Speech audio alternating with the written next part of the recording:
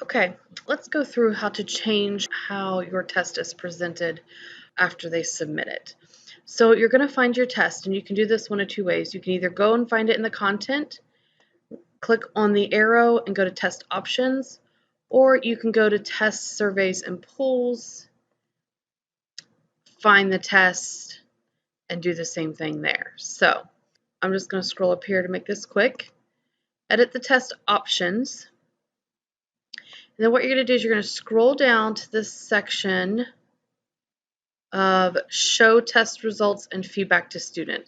So you can click on these little eyes and it kind of helps walk you through what each of these are. But you can choose when they see them. So if you want it right after the submission, if you want them just to view it at one certain time, meaning they only get to look at it one time, on a specific date, after the due date, after everything is graded, that's totally up to you. Most of the time it's after submissions. And you can check mark the box if you want them to show how many points they got per question.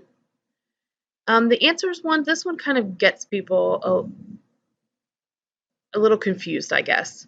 So if you want to display, this would be per question. So if you want it to display all the possible answers, you would click all answers. If you want it to display the correct answer, you would do that. And if you wanted it to display what the student submitted per question, you would click that. So you can choose, maybe you want them to see all the possible answers and what they submitted, but you want them to be able to take the test again. So you're not going to want to show them the correct answer. So you can choose which any combination of this. If you want them to know if they only get to take it one time, you want them to see all the possible answers, what they submitted, and the correct one, you're going to want to keep them all.